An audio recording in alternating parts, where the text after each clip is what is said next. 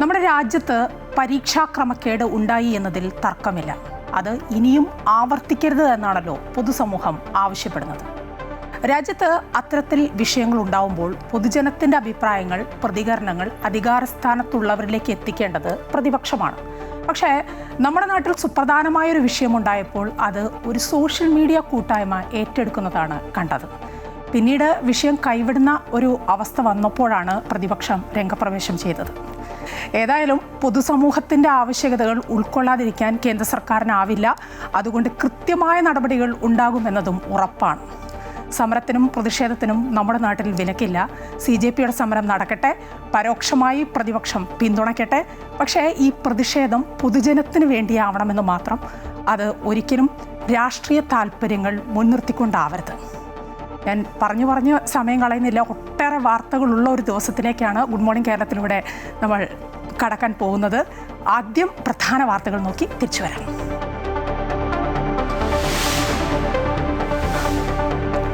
ജന്തർ മന്ദിറിൽ പ്രതിഷേധം തുടർന്ന് CJP. രാത്രിയിലും സംഘർഷം. കൂടുതൽ കേന്ദ്രസേനയെ വിന്യസിച്ചു. ഡൽഹിയിൽ നിയന്ത്രണങ്ങൾ ശക്തം. ധർമ്മേന്ദ്ര പ്രധാന്റെ രാജിയിൽ പാർലമെന്റ് ഇന്നും പ്രക്ഷുബ്ധമാക്കാൻ പ്രതിപക്ഷം. അടിയന്തര പ്രമേയത്തിന് അനുമതി തേടും. പിന്തുണ പ്രഖ്യാപിച്ച് കേരളത്തിൽ ഇന്നും നാളെയും വിദ്യാഭ്യാസ ബന്ദ്.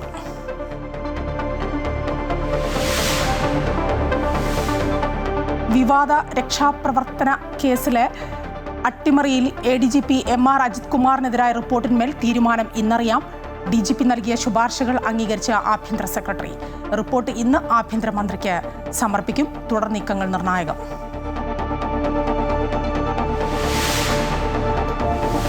സർക്കാർ ഏറ്റെടുക്കാൻ ഓർഡിനൻസ് ഇറക്കിയ കോഴിക്കോട് കോൺട്രസ്റ്റ് നെയ്ത്ത് ഫാക്ടറിയുടെ ഭൂമിയിൽ സ്വകാര്യ ബിൽഡിംഗ് നിർമ്മാണത്തിനായി നീക്കം. കോൺട്രസ്റ്റ് ഗ്രൗണ്ടിൽ പുതിയ ബിൽഡിംഗിനായി പരസ്യ ബോർഡ്. ബിൽഡിംഗ് നിർമ്മാണത്തിന് ആര് അനുമതി നൽകിയെന്ന കാര്യത്തിൽ വ്യക്തമായ മറുപടി നൽകാതെ കോർപ്പറേഷൻ. Amrita news exclusive.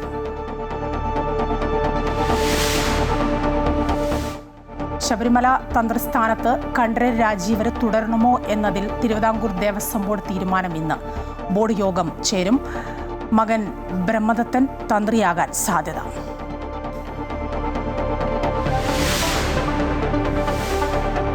സ്ത്രീകൾക്കായുള്ള KSRTCയുടെ പ്രത്യേക പിങ്ക് ബസ് സർവീസ് ഇന്നു മുതൽ ഉച്ചയ്ക്ക് 1 മണിക്ക് തിരുവനന്തപുരത്ത് ഗതാഗത മന്ത്രി CP ജോൺ ഉദ്ഘാടനം ചെയ്യും. പിങ്ക് ബസ്സുകൾ വനിതകളുടെ രാത്രികാല യാത്രകൾ സുരക്ഷിതമാക്കാൻ.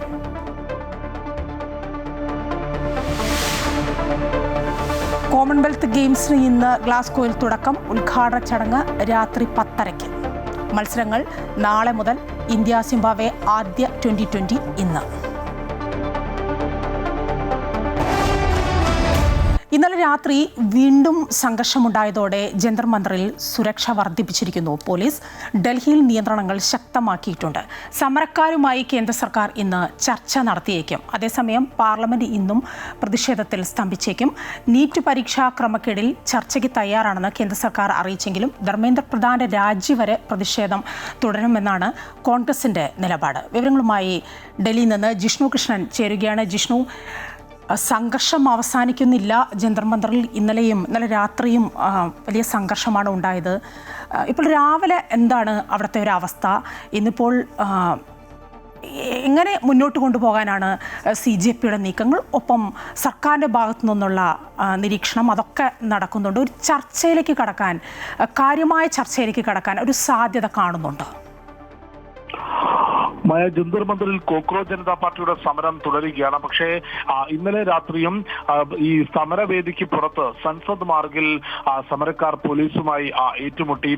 ഈ സമരം കഴിഞ്ഞ് കൂട്ടമായി പോകുന്ന പ്രതിഷേധക്കാർ സുരക്ഷാ ഉദ്യോഗസ്ഥനെ ആക്രമിച്ചതാണ് ഈ ഒരു സംഭവത്തിലേക്ക് കടന്നതെന്നാണ് പോലീസ് നൽകുന്ന വിശദീകരണം. തുടർന്ന് പ്രതിഷേധക്കാരെ പിരിച്ചുവിടാൻ പോലീസിന് ടിയർ ഗ്യാസ് പ്രയോഗിക്കേണ്ടി വന്നു. ഈ സമരത്തിന്റെയും സ്വഭാവത്തിൽ മാറ്റം വരുന്നു എന്നുള്ള നിരീക്ഷണം ഇതിനോടകം തന്നെ IB ഉൾപ്പെടെയുള്ള ഏജൻസികൾ നടത്തിയിട്ടുണ്ട് എന്നാണ് മനസ്സിലാക്കേണ്ടത്. അത്തരത്തിലുള്ള റിപ്പോർട്ട് നിലവിൽ കേന്ദ്ര സർക്കാരിന്റെ മുൻപിലേക്ക് എത്തിയിട്ടുണ്ട്. സമരം അക്രമാസക്തമാകാനുള്ള സാധ്യതയുണ്ട് എന്ന റിപ്പോർട്ടും ഈ കേന്ദ്ര സർക്കാരിന് മുൻപിലേക്ക് എത്തിയിട്ടുണ്ട്. അതുകൊണ്ട് തന്നെ ഈ നീറ്റ് പരീക്ഷാ ക്രമക്കേട് ഉൾപ്പെടെയുള്ള വിഷയങ്ങളിൽ നിലവിൽ ചർച്ചയ്ക്ക് തയ്യാറാണ്. അത് പാർലമെന്റിലും ഒപ്പം സമരക്കാരോടും ചർച്ചയ്ക്ക് തയ്യാറാണ് എന്നൊരു നിലപാടാണ് സർക്കാർ സ്വീകരിച്ചത്. ഇന്നലെ തന്നെ JP നദ്ദയും കേന്ദ്രമന്ത്രി ജിതേന്ദ്ര സിംഗും സമരക്കാരുമായി ചർച്ച നടത്താനുള്ള ഒരു നീക്കം നടത്തിയെങ്കിലും അതിനോട് പോസിറ്റീവായി സമരക്കാർ പ്രതികരിച്ചില്ല എന്നാണ് മനസ്സിലാക്കേണ്ടത്. മന്ത്രിയുടെ ഓഫീസിലേക്കോ അല്ലെങ്കിൽ വസതിയിലേക്കോ ചർച്ചയ്ക്കെത്താൻ സാധിക്കില്ല എന്ന നിലപാടാണ് കോക്രോച്ച് ജനതാ പാർട്ടി സ്വീകരിച്ചത്. പകരം മറ്റേതെങ്കിലും പൊതുവായ ഇടത്ത് വെച്ച്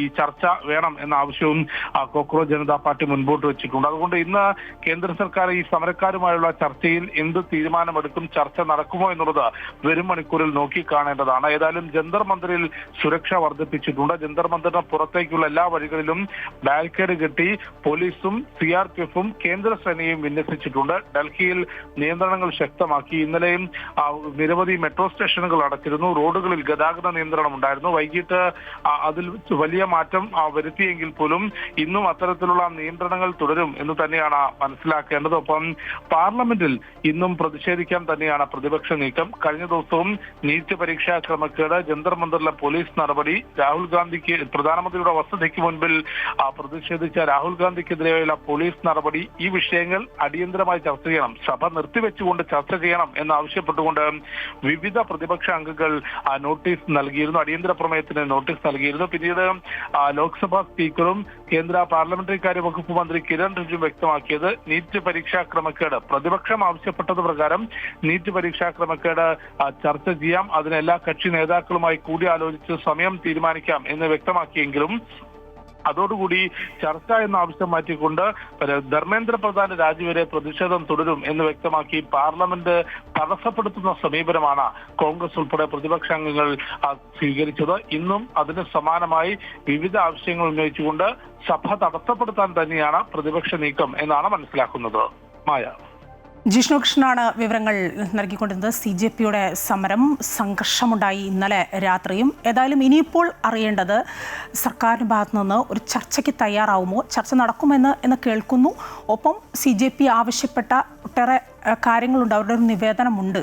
അതൊക്കെ എങ്ങനെയായിരിക്കും സർക്കാർ ഉൾക്കൊള്ളുക എന്നൊക്കെ ഉറ്റുനോക്കുകയാണ് രാജ്യം.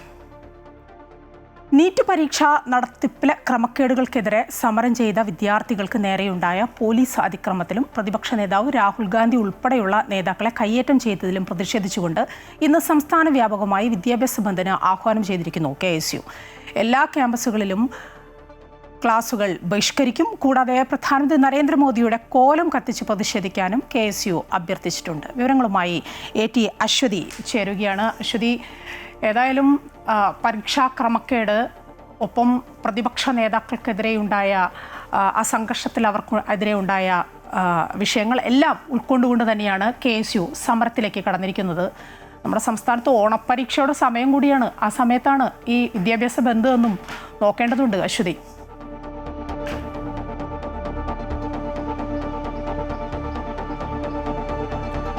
മായ, സംസ്ഥാന വ്യാപകമായി ഇന്ന് വിദ്യാഭ്യാസ ബന്ദാണ് KSU ആഹ്വാനം ചെയ്തിരിക്കുന്നത്.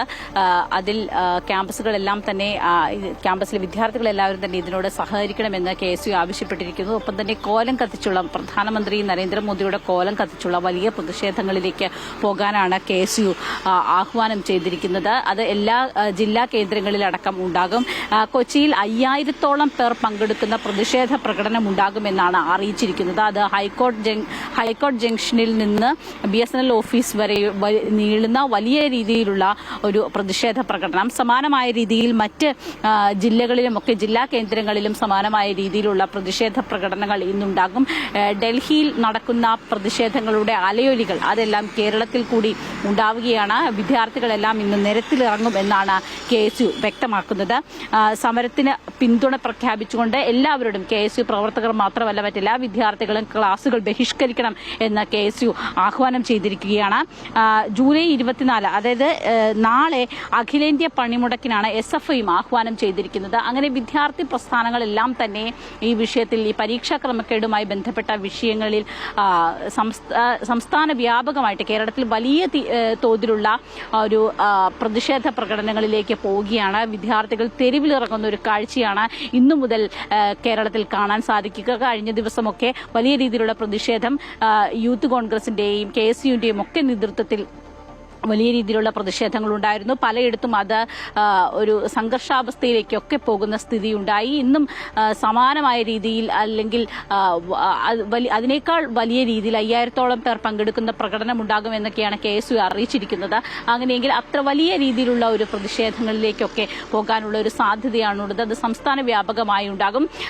ജില്ലാ കേന്ദ്രങ്ങൾ, പ്രധാനപ്പെട്ട കേന്ദ്രങ്ങളിലും സമാനമായ രീതിയിൽ തന്നെ മറ്റ് ഇടങ്ങളിലും ഉണ്ടാകും എന്നാണ് മനസ്സിലാക്കുന്നത്. എന്തായാലും ഈ വിഷയത്തിൽ വിദ്യാർത്ഥികളുടെ പ്രതികരണമാണ് ഏറ്റവും എല്ലാവരും ഉറ്റുനോക്കുന്നത്. ഡൽഹിയിലുള്ളതുപോലെ സമാനമായ രീതിയിൽ വലിയ രീതിയിലുള്ള ഒരു പ്രതികരണം കേരളത്തിലെ വിദ്യാർത്ഥികളിൽ നിന്ന് ഉണ്ടാകുമോ എന്നതാണ്. എന്തായാലും ഇന്ന് ഉച്ചയ്ക്ക് ശേഷമായിരിക്കും ഈ വലിയ പ്രതിഷേധങ്ങളൊക്കെ തന്നെ സംഘടിപ്പിച്ചിരിക്കുന്നത്. അതിന് മുൻപ് രാവിലെ ഏതെങ്കിലും തരത്തിലുള്ള ചെറിയ പ്രകടനങ്ങളോ മറ്റോ ഉണ്ടാകാനുള്ള സാധ്യതയും ഉണ്ടാമായ. അശ്വതിയാണ് വിവരങ്ങൾ നൽകിയത്. KSU ഇന്ന് സംസ്ഥാനത്ത് പണിമുടക്കുകയാണ്. വിദ്യാർത്ഥി സമരത്തിന് ഐക്യദാർഢ്യവുമായി വിവിധ ക്രൈസ്തവ സഭകളും രംഗത്തെത്തി. രാജ്യത്തെ യുവജനങ്ങളും വിദ്യാർത്ഥികളും ഉയർത്തുന്ന ആശങ്കകൾക്ക് ക്രിയാത്മകമായ പരിഹാരം കണ്ടെത്താൻ ഭരണാധികാരികൾക്ക് കഴിയണമെന്ന് ഓർത്തഡോക്സ് സഭ ആവശ്യപ്പെട്ടിരിക്കുന്നു. പരീക്ഷാ ക്രമക്കേടിന്റെ ഉത്തരവാദികളായവരെ നിയമത്തിന് മുന്നിൽ കൊണ്ടുവരണമെന്ന് CSI മധ്യകേരള മഹാ ഇടവകയും ആവശ്യപ്പെട്ടു. പരീക്ഷ ക്രമക്കേടുമായി ബന്ധപ്പെട്ട വിഷയത്തിൽ രാജ്യതലസ്ഥാനത്തെ പ്രക്ഷോഭം കൂടുതൽ കരുത്താർജിക്കുമ്പോൾ കൂടുതൽ രാഷ്ട്രീയ സംഘടനകൾക്ക് പിന്നാലെ വിവിധ ക്രൈസ്തവ സഭകളും ഐക്യദാർഢ്യം പ്രഖ്യാപിച്ച് രംഗത്തെത്തി. മത്സര പരീക്ഷകളിലെ ക്രമക്കേടുകളുമായി ബന്ധപ്പെട്ട് രാജ്യത്തെ യുവജനങ്ങളും വിദ്യാർത്ഥികളും ഉയർത്തുന്ന ആശങ്കകൾക്ക് ക്രിയാത്മകമായ പരിഹാരം കണ്ടെത്താൻ ഭരണാധികാരികൾക്ക് കഴിയണമെന്ന് ഓർത്തഡോക്സ് സഭ മാധ്യമ വിഭാഗം തലവൻ ഡോക്ടർ യുഹാനോൻ മാർ ദിയസ്കോറസ് മെത്രാപ്പോലിത്ത ആവശ്യപ്പെട്ടു. പുതുതലമുറയുടെ ഊർജ്ജസ്വലത തെരുവിൽ പാഴാക്കാനുള്ളതല്ല, മറിച്ച് അവരുടെ ചിന്താശേഷിയും സർഗാത്മകതയും നാടിൻ്റെ വികസനത്തിനാണ് വിനിയോഗിക്കേണ്ടത്. ഇന്നത്തെ യുവത കടുത്ത പ്രതിഷേധത്തിലും നിരാശയിലുമാണ്. ആശയങ്ങളെ ആയുധങ്ങൾ കൊണ്ട് നേരിടുന്ന സങ്കടകരമായ കാഴ്ചകൾ ജനാധിപത്യത്തിൻ്റെ മൂല്യങ്ങളെ തന്നെ മുറിവേൽപ്പിക്കുന്നുവെന്നും അദ്ദേഹം ചൂണ്ടിക്കാട്ടി. പ്രതിഷേധങ്ങൾ അക്രമത്തിൻ്റെ പാതയിലേക്ക് പോകാതിരിക്കാൻ യുവസമൂഹം ജാഗ്രത കാട്ടണമെന്നും കുറ്റക്കാരെ മുഴുവൻ നിയമത്തിന് മുന്നിൽ കൊണ്ടുവരുവാൻ സർക്കാരിന് കഴിയണമെന്നും ദിയസ്കോറസ് മെത്രാപ്പോലിത്ത ആവശ്യപ്പെട്ടു. അറിവിൻ്റെ പുസ്തകത്താളുകളിൽ അഴിമതിയുടെ കറപുരളുന്നത് പുരോഗമന സമൂഹത്തിന് ഒട്ടും ഭൂഷണമല്ലെന്നും വാർത്താക്കുറിപ്പിൽ അദ്ദേഹം ഓർമ്മിപ്പിച്ചു. പരീക്ഷാക്രമക്കേടിന് ഉത്തരവാദികളായവരെ നിയമത്തിന് മുന്നിൽ കൊണ്ടുവരണമെന്ന് CSI മധ്യകേരള മഹാ ഇടവക ബിഷപ്പ് മലയിൽ സാബുകോശി ചെറിയാനും ആവശ്യപ്പെട്ടു. ദേശീയ പ്രവേശന പരീക്ഷാ ക്രമക്കേടുകളിൽ വേദന പ്രകടിപ്പിച്ച് യുവജനങ്ങളും വിദ്യാർത്ഥികളും നടത്തുന്ന പ്രതിഷേധങ്ങളോട് സഭ ഐക്യദാർഢ്യം പ്രകടിപ്പിക്കുന്നതായും അദ്ദേഹം വ്യക്തമാക്കി. വിദ്യാഭ്യാസ സംവിധാനത്തിന്റെ സുതാര്യതയും നീതിയും തകർക്കുന്ന പ്രവേശന പരീക്ഷ ക്രമക്കേട് ഉൾപ്പെടെയുള്ള പ്രവർത്തനങ്ങളിൽ ആശങ്ക അറിയിക്കുന്നതായും യുവജനങ്ങളുടെ ആത്മവിശ്വാസത്തെ ആഴത്തിൽ മുറിവേൽപ്പിച്ച പരീക്ഷാ ക്രമക്കേടുകളെ ശക്തമായി അപലപിക്കുന്നതായും ബിഷപ്പ് വാർത്താക്കുറിപ്പിൽ പറഞ്ഞു.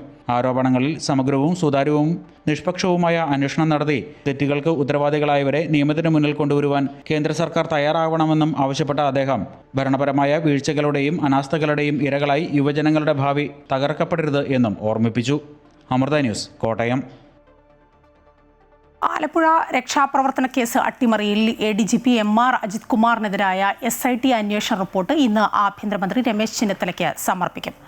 DGP ആഭ്യന്തര സെക്രട്ടറിക്ക് കൈമാറിയ റിപ്പോർട്ടാണ് തുടർ നടപടിക്കായി മന്ത്രിക്ക് കൈമാറുന്നത്. വിവരങ്ങളുമായി രജിത്ത് ചേരുകയാണ്. രജിത്ത്, ADGP MR അജിത് കുമാറിനെതിരായ SITയുടെ അന്വേഷണ റിപ്പോർട്ട് അത് ഇതുവരെയും ലഭിച്ചിട്ടില്ല എന്നാണ്. അതേക്കുറിച്ച് നമ്മളൊക്കെ ആഭ്യന്തരമന്ത്രിയോട് മുഖ്യമന്ത്രിയോടൊക്കെ ചോദിക്കുമ്പോൾ അതിനൊരു പ്രോട്ടോകോൾ ഉണ്ട്, അത് പ്രകാരം അത് കിട്ടട്ടെ, അപ്പോൾ മറുപടി പറയാം, എങ്ങനെ നടപടി ഉണ്ടാവും എന്ന് നോക്കാം എന്നൊക്കെയാണ് പറഞ്ഞുകൊണ്ടിരുന്നത്. ഇനിയിപ്പോൾ അതിലേക്കൊക്കെ കടക്കാമല്ലോ. ആഭ്യന്തര സെക്രട്ടറിക്ക് കിട്ടി ഇന്നലെ, ഇനിയിപ്പോൾ അത് ഇന്നിപ്പോൾ ആഭ്യന്തരമന്ത്രി രമേശ് ചെന്നിത്തലയിലേക്ക് എത്തുന്നു. അങ്ങനെ ആവുമ്പോൾ ഇനിയിപ്പോൾ തുടർ നടപടികളാവാമല്ലോ അല്ലേ? തീർച്ചയായും മായ, ഇന്നലെയാണ് DGP ഈ റിപ്പോർട്ട് ആഭ്യന്തര സെക്രട്ടറിക്ക് കൈമാറിയത്. ആലപ്പുഴയിലെ രക്ഷാപ്രവർത്തനവുമായി ബന്ധപ്പെട്ടുള്ള കേസിൽ അട്ടിമറിക്കുന്നതിനായി ADGP MR അജിത് കുമാറിന് അജിത് കുമാർ പങ്കുവഹിച്ചിട്ടുണ്ട് എന്നത് സംബന്ധിച്ച് SITയുടെ അന്വേഷണ റിപ്പോർട്ടാണ്. അത് നേരത്തെ തന്നെ DGPക്ക് ലഭിച്ചതിന് ശേഷം കുറേ ദിവസങ്ങൾക്ക് ശേഷമാണ് അതിന്മേൽ റിപ്പോർട്ട് തയ്യാറാക്കി വകുപ്പിന് കൈമാറാൻ DGP തയ്യാറായത് എന്നാണ്. MR അജിത് കുമാറിൻ്റെ വിശദീകരണം കൊണ്ട് തേടിയതിനു ശേഷമാണ് കഴിഞ്ഞ ദിവസം DGP ഈ റിപ്പോർട്ട് ആഭ്യന്തര സെക്രട്ടറിക്ക് കൈമാറിയിരിക്കുന്നത്. എന്നാൽ ആഭ്യന്തര സെക്രട്ടറി ഈ റിപ്പോർട്ട് യാതൊരു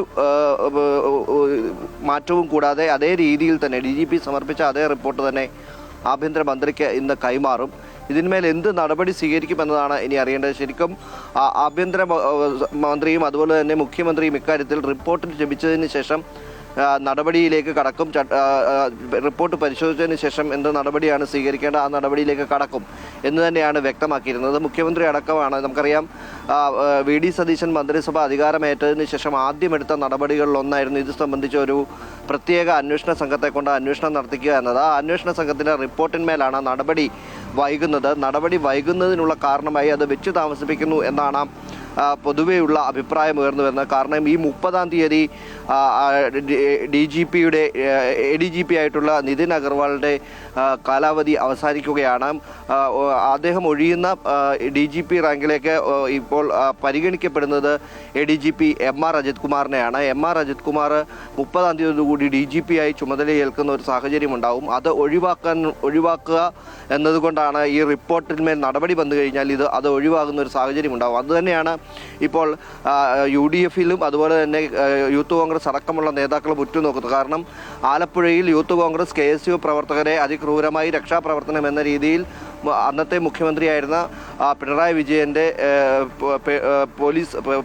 വിജയൻ്റെ സുരക്ഷാ സേന പോലീസാണ് വളരെ ക്രൂരമായി മർദ്ദിക്കുന്ന ഒരു സാഹചര്യമുണ്ട്. ഇതിന്മേലുള്ള അന്വേഷണ റിപ്പോർട്ടിന്മേൽ വളരെ വേഗത്തിൽ നടപടിയിലേക്ക് സർക്കാർ പോകുമെന്ന് അറിയിച്ചെങ്കിലും ഏറെ താമസം അതിന് നേരിട്ടു. ഇന്നിപ്പോൾ ഏകദേശം 8 ദിവസത്തോളം പിന്നിട്ടതിന് ശേഷമാണ് DGP തന്നെ ഈ റിപ്പോർട്ട് ആഭ്യന്തര വകുപ്പിന് കൈമാറിയിരിക്കുന്നത് എന്നാണ്, ആഭ്യന്തര സെക്രട്ടറിക്ക് കൈമാറിയിരിക്കുന്നത്. വളരെ വേഗത്തിൽ തന്നെ ആഭ്യന്തര സെക്രട്ടറി ഇത് ആഭ്യന്തര മന്ത്രിക്ക് കൈമാറും. പിന്നീട് ഇക്കാര്യത്തിൽ മുഖ്യമന്ത്രി കൂടി നടപടി സ്വീകരിക്കേണ്ടതുണ്ട്. കാരണം പൊതുഭരണ വകുപ്പ് അദ്ദേഹമാണ് കൈകാര്യം ചെയ്യുന്നത്. അതുകൊണ്ട് ഈ റിപ്പോർട്ടിന്മേൽ മുഖ്യമന്ത്രി കൂടി പരിശോധന നടത്തിയതിന് ശേഷമായിരിക്കും കർശന നടപടിയിലേക്ക് പോവുക. എന്ത് നടപടിയാണ് സ്വീകരിക്കാൻ പോകുന്നത് എന്നാണ് ഇപ്പോൾ യൂത്ത് കോൺഗ്രസും അതുപോലെ തന്നെ UDF-ഉം ഉറ്റുനോക്കുന്നത്. രജിത്ത്, മറ്റൊരു വിഷയം ഇന്നിപ്പോൾ തലസ്ഥാനത്തേക്ക് ഉറ്റുനോക്കുന്നത് ദേവസ്വം ബോർഡിൻ്റെ യോഗമാണ്. ഇന്നിപ്പോൾ തിരുവിതാംകൂർ ദേവസ്വം ബോർഡ് ഇന്നിപ്പോൾ യോഗം ചേരാൻ പോകുന്നുണ്ട്. ഈ യോഗത്തിലെ പ്രധാന അജണ്ട ഞാൻ മനസ്സിലാക്കുന്നത് ശബരിമല തന്ത്രസ്ഥാനത്ത് കണ്ഠരര് രാജീവർക്ക് തുടരാൻ വയ്യ എന്ന് പറഞ്ഞിട്ടുണ്ട്. അദ്ദേഹത്തിന് ശാരീരിക പ്രശ്നങ്ങളൊക്കെ പറഞ്ഞിട്ടുണ്ട്. ഒപ്പം മകൻ ബ്രഹ്മദത്തനെ ആക്കണമെന്നൊക്കെ അദ്ദേഹം ആവശ്യപ്പെട്ടിട്ടുണ്ട്. ആ കാര്യത്തിൽ ഒരു തീരുമാനം അത് ഇന്നത്തെ ബോർഡ് യോഗത്തിൽ ഉണ്ടാകുമെന്ന് പ്രതീക്ഷിക്കാം അല്ലേ? തീർച്ചയായും ദേവസ്വം ബോർഡിന്റെ യോഗം ഇന്ന് ചേരുന്നത് ഇതുമായി ബന്ധപ്പെട്ടിട്ടുള്ള തീരുമാനമെടുക്കുന്നതിന് വേണ്ടിയിട്ടാണ്. നേരത്തെ തന്നെ ബ്രഹ്മദത്തനെ ശബരിമലയിലെ തന്ത്രിയായി നിയമിക്കണമെന്ന് ആവശ്യപ്പെട്ടുകൊണ്ട് നിലവിലുള്ള തന്ത്രിയായിട്ടുള്ള കണ്ഠരര് രാജീവരെ ദേവസ്വം ബോർഡിന് കത്ത് നൽകിയിരുന്നു. ഈ കത്തിന്മേൽ നടപടി സ്വീകരിക്കാൻ ദേവസ്വം ബോർഡ് ആദ്യം തന്നെ അത്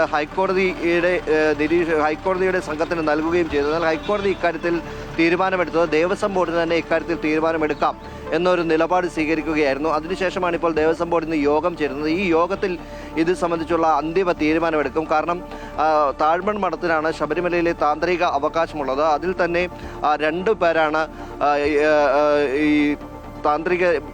താന്ത്രിക സ്ഥാനത്ത് ഇപ്പോൾ തുടരുന്നത്. അതിൽ തന്ത്രി കണ്ഠരര് രാജീവരെ ശബരിമല സ്വർണ്ണക്കൊള്ളയുമായി ബന്ധപ്പെട്ടിട്ടുള്ള കേസിൽ പ്രതിസ്ഥാനത്തേക്ക് എത്തുകയും ആ പ്രതിസ്ഥാനത്ത് അദ്ദേഹത്തിൻ്റെ പേര് കൂടി ഉൾപ്പെടുത്തുകയും ചെയ്തതിന് ശേഷമാണ് ഇപ്പോൾ തൻ്റെ പേര് തന്ത്രി സ്ഥാനത്ത് നിന്നും തന്നെ മാറ്റി മകൻ ബ്രഹ്മദത്തനെ ആക്കണമെന്ന ആവശ്യവുമായി അദ്ദേഹം രംഗത്തേക്ക് എത്തിയിരിക്കുന്നു. ഒപ്പം തന്നെ മേൽശാന്തി നിയമനത്തിലടക്കം ഈ തന്ത്രിക്ക് പ്രധാന പങ്ക് വഹിക്കാനുണ്ട്. അതുകൊണ്ട് തന്നെയാണ് ശബരിമലയിലെ തന്ത്രി സ്ഥാനത്ത് നിന്നും തന്നെ മാറ്റി മകനെ ആക്കണമെന്നൊരു ആവശ്യം അദ്ദേഹം ഉയർത്തിയതും കത്ത് നൽകിയതും.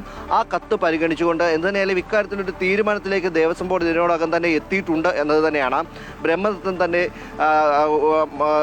കണ്ഠരര് രാജീവന് പകരം മകൻ ബ്രഹ്മദത്തൻ തന്നെ തന്ത്രിയായേക്കും എന്ന സൂചനയാണ് ലഭിക്കുന്നത്. എന്തിനായാലും ഇന്ന് ചേരുന്ന യോഗത്തിൽ ഇത് സംബന്ധിച്ച തീരുമാനമുണ്ടാവുകയും ചെയ്യും. രജിത്താണ് വിവരങ്ങൾ നൽകിക്കൊണ്ടിരുന്നത് തിരുവനന്തപുരത്ത് നിന്ന്. ശബരിമല തന്ത്രസ്ഥാനത്ത് കണ്ഠരര് രാജീവര് തുടരണോ അതോ ഇനി മകൻ ബ്രഹ്മദത്തനെ ആക്കണോ എന്ന കാര്യത്തിലൊക്കെ ഒരു തീരുമാനം ഇന്നുണ്ടാകുമെന്നാണ് പ്രതീക്ഷിക്കുന്നത്. ദേവസ്വം ബോർഡിൻ്റെ യോഗം ഇന്ന് ചേരാൻ പോവുകയാണ്. മറ്റു വാർത്തകൾ നോക്കാം. നിയമസഭാ തെരഞ്ഞെടുപ്പ് തോൽവിക്ക് ശേഷമുള്ള തെറ്റുതിരുത്തൽ നടപടികൾ ചർച്ച ചെയ്യുന്ന വിപുലീകൃത സംസ്ഥാന സമിതി സെപ്റ്റംബർ 2-ാം വാരത്തിൽ നടത്താൻ CPM സംസ്ഥാന സെക്രട്ടേറിയറ്റിൽ ധാരണയായിരിക്കുന്നു. ഇന്നും നാളെയുമായി നടക്കുന്ന സംസ്ഥാന സമിതിയിൽ ഇക്കാര്യത്തിൽ അന്തിമ തീരുമാനം ഉണ്ടാവും. സെപ്റ്റംബർ 11 മുതൽ 13 വരെ കോഴിക്കോട് സംസ്ഥാന സമിതി യോഗം ചേരാനാണ് ധാരണയായത്. അതേസമയം തെരഞ്ഞെടുപ്പ് തോൽവിയിൽ സംസ്ഥാന നേതൃത്വത്തിനെതിരെ കടുത്ത വിമർശനങ്ങളാണ് കേന്ദ്ര കമ്മിറ്റിയുടെ അവലോകന റിപ്പോർട്ടിലും ഉള്ളത്. സംസ്ഥാന സമിതിയിൽ ഈ റിപ്പോർട്ട് അവതരിപ്പിക്കും. സർക്കാർ ഏറ്റെടുക്കാൻ ഓർഡിനൻസ് ഇറക്കിയ കോഴിക്കോട് കോംട്രസ്റ്റ് നെയ്ത്ത് ഫാക്ടറിയുടെ ഭൂമിയിൽ സ്വകാര്യ ബിൽഡിംഗ് നിർമ്മാണത്തിനായി നീക്കം നടക്കുന്നു. കോംട്രസ്റ്റ് ഗ്രൗണ്ട് എന്നറിയപ്പെടുന്ന 45 സെന്റ് സ്ഥലത്താണ് പുതിയ ബിൽഡിംഗ് വരുന്നതുമായി ബന്ധപ്പെട്ട പരസ്യ ബോർഡ് സ്ഥാപിച്ചിരിക്കുന്നത്. ബിൽഡിംഗ് നിർമ്മാണത്തിന് ആര് അനുമതി നൽകിയെന്ന കാര്യത്തിൽ കോർപ്പറേഷൻ പോലും വ്യക്തമായ മറുപടി നൽകിയിട്ടില്ല. Amrita news exclusive. 17 വർഷമായി കോംട്രസ്റ്റ് നെയ്ത്ത് ഫാക്ടറിക്ക് പൂട്ട് വീണിട്ട് ഈ ഫാക്ടറി ഏറ്റെടുക്കൽ നടപടി ഇപ്പോഴും അനിശ്ചിതത്വത്തിലാണ്. ഇതിനിടെയാണ് ഈ ഒരു ഭൂമിയിൽ പുതിയൊരു നിർമ്മാണത്തിന് അനുമതി ലഭിച്ചിരിക്കുന്നത്. ഇത് ആര് നൽകിയെന്ന ചോദ്യമാണ് നിലവിൽ ഉയരുന്നത്. 2009 മുമ്പ് കമ്പനിയിൽ നിന്നും ഭൂമി വാങ്ങിയെന്ന് അവകാശപ്പെടുന്ന സ്വകാര്യ വ്യക്തികളാണ് നിലവിൽ ഫാക്ടറിയുടെ തന്നെ 45 സെന്റ് സ്ഥലത്ത് പുതിയ ബിൽഡിംഗ് നിർമ്മാണത്തിനുള്ള നടപടികളും ആരംഭിച്ചിരിക്കുന്നത്. സ്ഥലത്ത് ബിൽഡിംഗ് വരുന്നുവെന്നും സ്ഥാപനങ്ങൾക്കും മറ്റും സ്പേസിനായി ബന്ധപ്പെടാമെന്നും ഇവിടെ സ്ഥാപിച്ച പരസ്യ ബോർഡിൽ വ്യക്തമാക്കിയിട്ടുണ്ട്. ഇതിൽ വ്യക്തത വരുത്താൻ നമ്പറിൽ ബന്ധപ്പെട്ടപ്പോൾ നിർമ്മാണ കരാറുകാരെ നിശ്ചയിക്കാനുള്ള ചർച്ച നടക്കുന്നുവെന്ന മറുപടിയാണ് ലഭിച്ചത്. അല്ല, അതിലിപ്പോ ഒരു ഷെഡ് കിട്ടിയിട്ടുണ്ട്. അപ്പൊ അതൊക്കെ കഴിഞ്ഞിട്ട് പിന്നെ നമ്മൾ പ്ലാന് കോൺട്രാക്ടറായിട്ട് ഒരു ഫൈനൽ ഡിസ്കഷനിലാണ്. കോൺട്രാക്ടർ ഫൈനലൈസ് ആയിട്ടില്ല. ചിലപ്പോൾ പുറത്തുനിന്നുള്ള ഒരാൾ കോൺട്രാക്ട് എടുത്തിട്ടുണ്ട്, പിന്നെ നാട്ടിലുള്ള ഒരാൾ കോൺട്രാക്ട് എടുത്തിട്ടുണ്ട്. ഞാൻ അതിന്റെ കൂടുതൽ ഡീറ്റെയിൽസ് ഇപ്പൊ ആയിട്ടില്ല, കാരണം ഇതൊരു ചെറിയൊരു കൺസെപ്റ്റിലാണ്. പിന്നെ ഈ കോൺട്രാക്ടർ ഫൈനലൈസ് ചെയ്തുകൊണ്ടിരിക്കുക.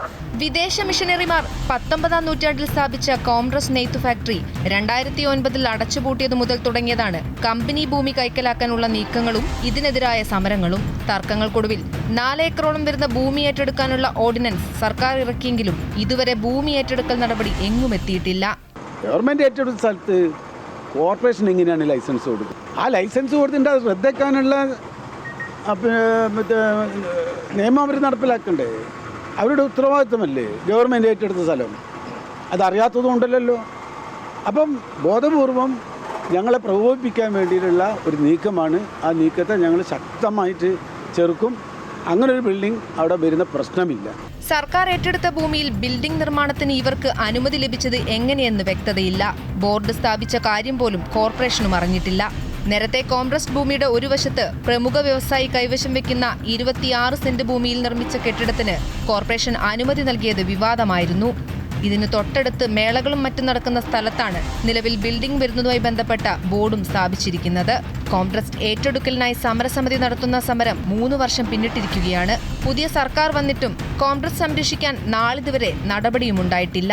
ഒരു വശത്ത് കോംട്രസ്റ്റ് നെയ്ത്ത് ഫാക്ടറി ഏറ്റെടുത്ത് സംരക്ഷിക്കണമെന്നാവശ്യപ്പെട്ട് തൊഴിലാളികൾ നിരന്തരം സമരം നടത്തുമ്പോൾ മറുവശത്ത് ഇതിന്റെ ഭൂമി ഒന്നടങ്കം വിറ്റൊഴിക്കുകയാണ്. ഈ സ്ഥലത്താണ് അനധികൃതമായി നിർമ്മാണത്തിനും അനുമതി ലഭിച്ചിരിക്കുന്നത്. ഈ വിഷയത്തിൽ സർക്കാർ നടപടിയെടുത്തില്ലെങ്കിൽ ഈ ഭൂമി സ്വകാര്യ മാഫിയകൾ സ്വന്തമാക്കുമെന്നാണ് തൊഴിലാളികൾ പറയുന്നത്. സജി തറയിലിനോടൊപ്പം രേഷ്മ സുരേന്ദ്രൻ, അമൃത ന്യൂസ്, കോഴിക്കോട്. മന്ത്രിപദവി വാഗ്ദാനം ചെയ്തുകൊണ്ട് പ്രിയങ്ക ഗാന്ധി എംപിയുടെ ഓഫീസിന്റെ പേരിൽ വ്യാജ കോൾ വന്ന സംഭവത്തിൽ 2 പേർ അറസ്റ്റിലായിരിക്കുന്നു. ഡൽഹി സ്വദേശികളായ നിതിൻ കുമാർ, ഗൗരവ് എന്നിവരാണ് കോഴിക്കോട് സൈബർ പോലീസിന്റെ പിടിയിലായത്. സിം ഉടമയെ കണ്ടെത്തിയെങ്കിലും മൊബൈൽ മോഷണം പോയെന്നായിരുന്നു മൊഴി. വിശദമായ ചോദ്യം ചെയ്യലിൽ ഇരുവരും ചേർന്നാണ് വിളിച്ചത് എന്ന് സമ്മതിക്കുകയായിരുന്നു. പണം തട്ടിയെടുക്കുകയായിരുന്നു ഇവരുടെ ലക്ഷ്യമെന്നും പോലീസ് പറഞ്ഞു.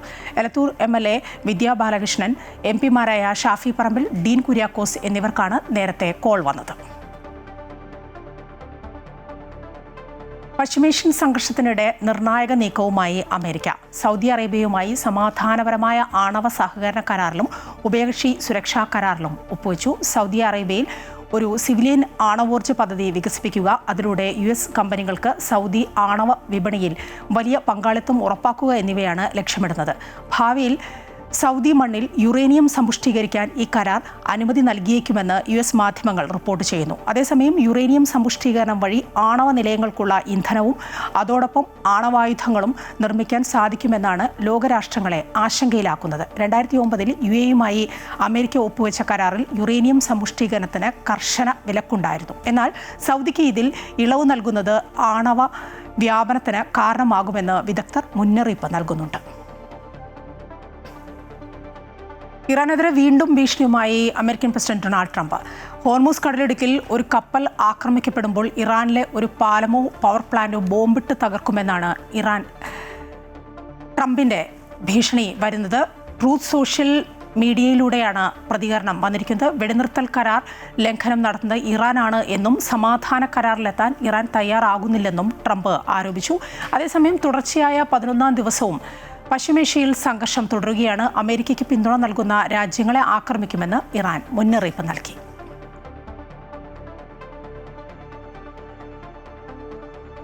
സ്ത്രീകൾക്കായുള്ള KSRTCയുടെ പ്രത്യേക പിങ്ക് ബസിന്റെ സർവീസ് ഇന്നു മുതൽ തിരുവനന്തപുരത്ത് ആരംഭിക്കും.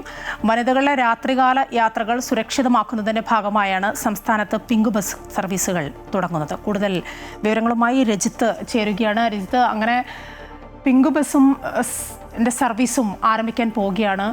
അതിൻ്റെ വൈകുന്നേരങ്ങളിലാണല്ലോ ഇത്. അതിൻ്റെ ഒരു സമയക്രമം അത് എങ്ങനെയൊക്കെയാണ്? അതിൻ്റെ ഉദ്ഘാടനം എപ്പോഴാണ്? എന്താണ് വിവരങ്ങൾ?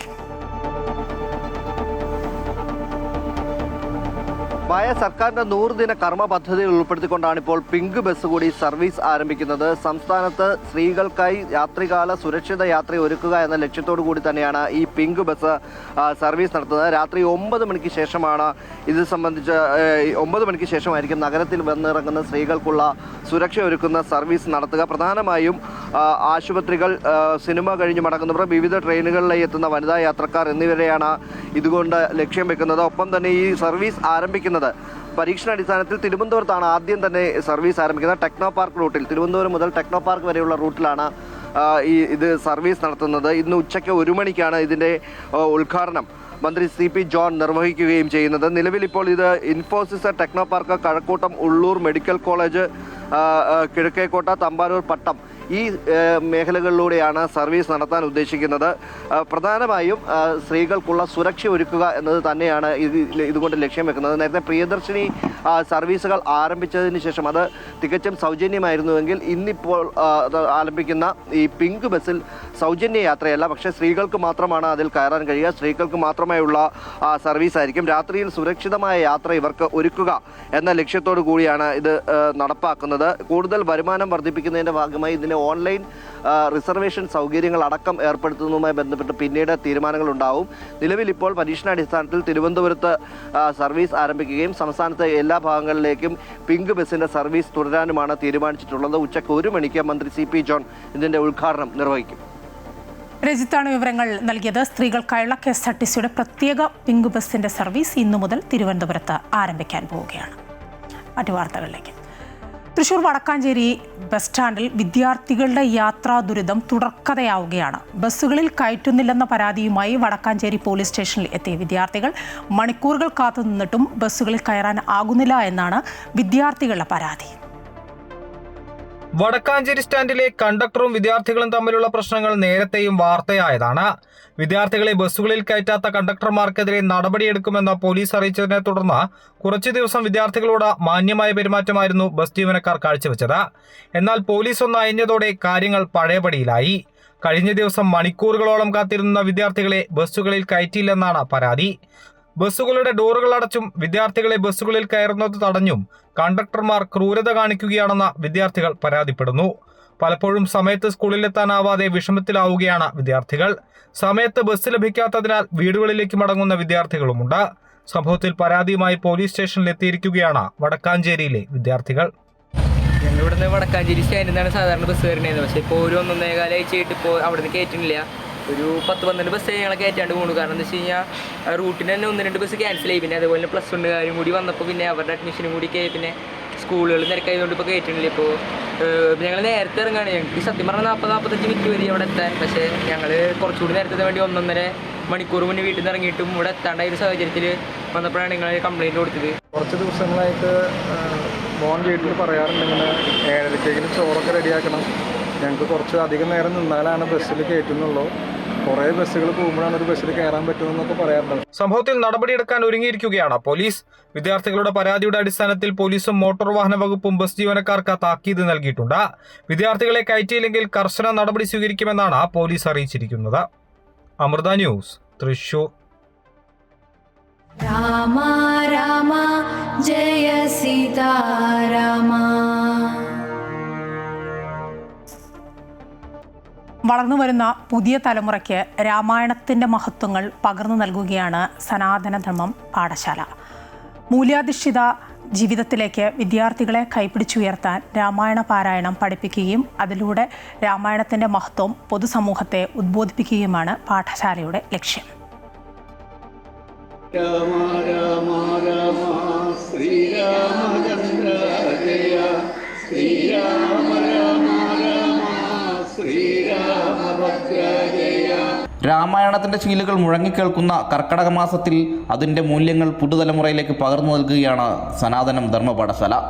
രാമായണ പാരായണം എളുപ്പത്തിൽ സ്വായത്തമാക്കി രാമായണം എന്ന പുണ്യഗ്രന്ഥത്തിൻ്റെ മഹത്വം സമൂഹത്തെ ഉദ്ബോധിപ്പിക്കുകയാണ് ലക്ഷ്യം. ആലപ്പുഴ അറവുകാട് ക്ഷേത്രത്തിൽ സംഘടിപ്പിച്ച രാമായണ പാരായണ സംഗമത്തിൽ കുട്ടികളും വയോജനങ്ങളും ഉൾപ്പെടെ 100-ൽ പരം സജ്ജനങ്ങളാണ് പങ്കെടുത്തത്. ശ്രീ രാജേഷ് നാദാപുരത്തിൻ്റെ നേതൃത്വത്തിൽ 2019 ജൂലൈ മുതൽ ആരംഭിച്ച സനാതനം ധർമ്മപാഠശാല കുട്ടികളിലേക്ക് 1000 കുട്ടികളിലേക്ക് രാമായണ പാരായണം നടത്തുകയാണ്. ഇന്ന് 7 വർഷം പിന്നിട്ടിരിക്കുന്നു. 2019 രാജേഷ് നാദാപുരത്തിൻ്റെ നേതൃത്വത്തിൽ സനാതനം ധർമ്മപാഠശാല പ്രവർത്തനം ആരംഭിക്കുന്നത്.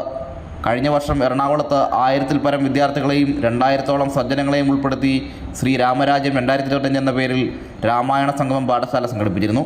ഇന്ന് 250ഓളം വരുന്ന ഗുരുക്കന്മാർക്ക് കീഴിൽ ഓൺലൈനിലൂടെയും അല്ലാതെയും രാമായണ പാരായണ ക്ലാസുകൾ നടക്കുന്നുണ്ട്. രാമായണ മാസം എത്തിയതോടെ സംസ്ഥാനത്തിൻ്റെ എല്ലാ ജില്ലകളിലും ഏകദിന രാമായണ സംഗമങ്ങളും നടന്നു വരികയാണ്.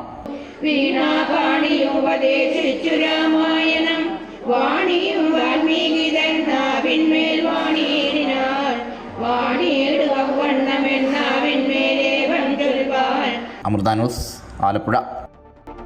23ാമത് കോമൺവെൽത്ത് ഗെയിംസിന് ഇന്ന് സ്കോട്ട്ലാൻഡിലെ ഗ്ലാസ്ഗോയിൽ തുടക്കമാകും.